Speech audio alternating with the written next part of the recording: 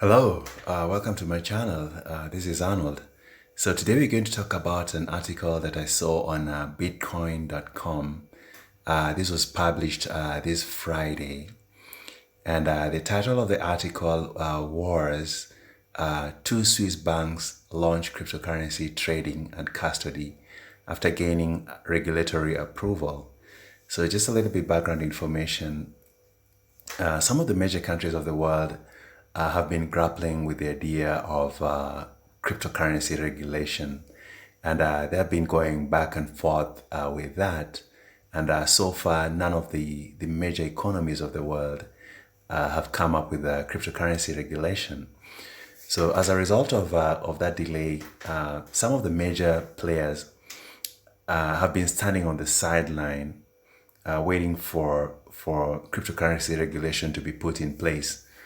But as we saw in latter part of 2018, 2019, some of the major players went ahead and gotten into the space. One being the Intercontinental Exchange, known as ICE, which operates 12 regulated exchanges and marketplaces around the world. So ICE is the parent company of New York Stock Exchange, and ICE got into the cryptocurrency space, the digital space, through a company that it formed in 2018 that is known as BACT, BAKKT, in 2018.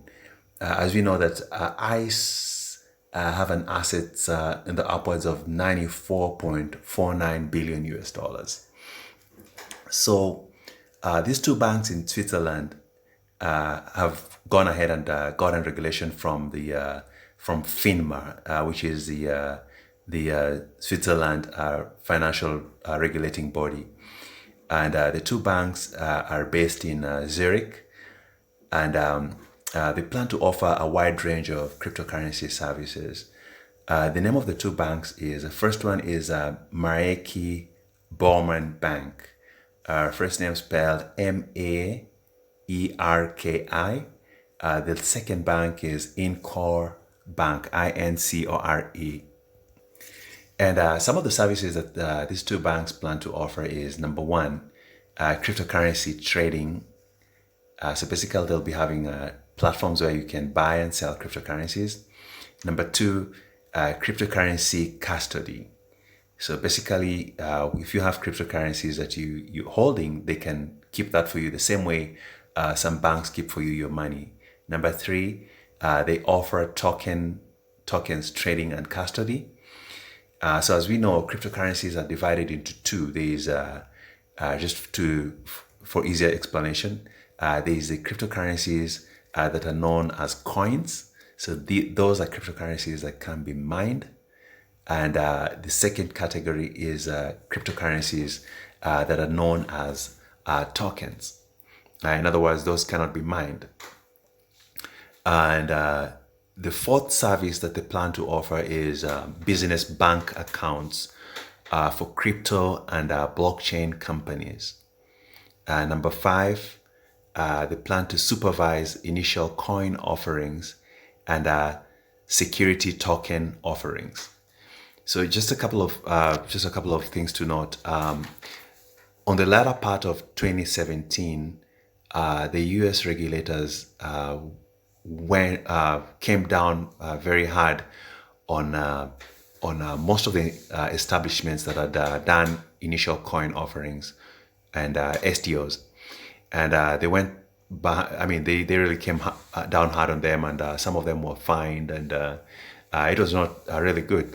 And since then, we have seen that ICOs, which was some of the ways that these projects were raising funds, is no longer being talked about in the US.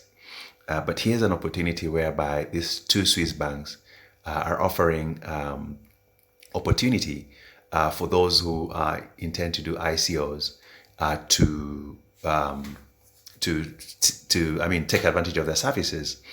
Just to let you know that if you have any project in mind that can stem out of the the digitalization of currency space, then one thing you can know that there's good news for you, that you can get funding by approaching these banks, and they'll do an ICO or an STO for you, so that you can raise funds to fund your project. The other thing that I know to take note of is they offer tokens trading. One interesting thing was about 2 years ago, there was a construction company in Manhattan, New York, that was planning to come up with this building. As a way of funding the construction of the building, they were going to tokenize the ownership. So by tokenizing the ownership, they were going to basically give an opportunity for those with little money to be able to own pieces of this building, and as a result of do the tokenization of the building, they'll be able to come up with money to construct the building. So this is another thing with cryptocurrencies. You do not need to take a mortgage. You do not need to take a loan in order to come up with a project. You can tokenize that project and be able to carry out the project. So the other thing, just to go forward, IncoBank can now trade, hold, transfer, and generate digital assets. So in other words, IncoBank, you can approach IncoBank and they can tokenize your project so that you can be able to raise funds.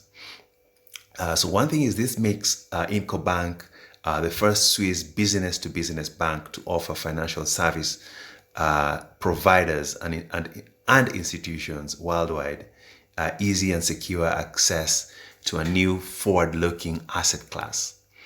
So as we know that this is just the beginning with tokenization of assets, with tokenization of projects, the other markets will develop out of this. For example, like you've known, as we saw, mortgages that are generated, once they're generated, then they're sold and resold and resold.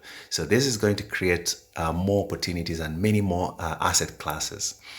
And one good thing is that these two banks will start offering their services this month, that is June 2020. And some of the cryptocurrencies that they'll be trading in, that they'll be dealing with, number one is Bitcoin, number two is Bitcoin Cash, number three is Ethereum, number four is Litecoin, number five is XRP. And as of December 31st, 2019, the banks were holding approximately 8.5 billion Swiss franc, which is an equivalent of 8.84 billion US dollars in assets under management. And 80% of the assets that they were holding originated in Switzerland and 10% in Germany. So these are two countries. Switzerland is really putting a claim on the cryptocurrency space. And the other thing is that the two banks plan to expand the cryptos that they deal in. So as we know that as of today, there are 5,500 cryptocurrencies. And if they plan to expand the cryptocurrencies they deal in beyond the five that I mentioned, that is Bitcoin, Bitcoin Cash, Ethereum, Litecoin, and XRP, then we know that there's going to be more opportunities created. And the other thing is that the IncoBank recently created a digital service division to offer a full range of services from issuance, distribution, brokerage, and storage services. And one thing that IncoBank said, and I quote, "We are convinced it is only a matter of time before Bitcoin is part of a bank's standard product portfolio." And the other thing is that the bank additionally revealed that it also plans to expand the brokerage, custody, and transfer services to security tokens. So what I'm seeing from that is a couple of lessons. They're planning to expand. They're planning to expand the tokenization field. They're planning to go into the tokenization business.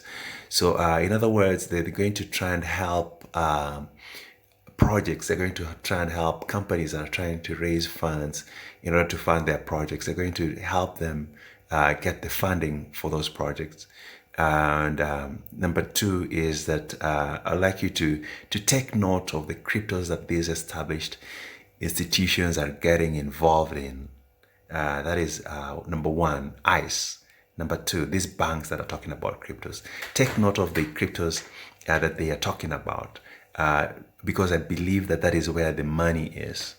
And one interesting thing is that some of the cryptos that some of these institutions are already talking about, as of today, they are worth cents. One is XRP, which is less than $1 as we speak. And just to refresh your mind, as you know, Bitcoin when it started was worth nothing, but the value really went up at one point. And the third thing is that if you see a role you can play in this new space, that is the cryptocurrency space, go for it. So with that, I come to the end of this video. Thank you for your time. See you in the next video.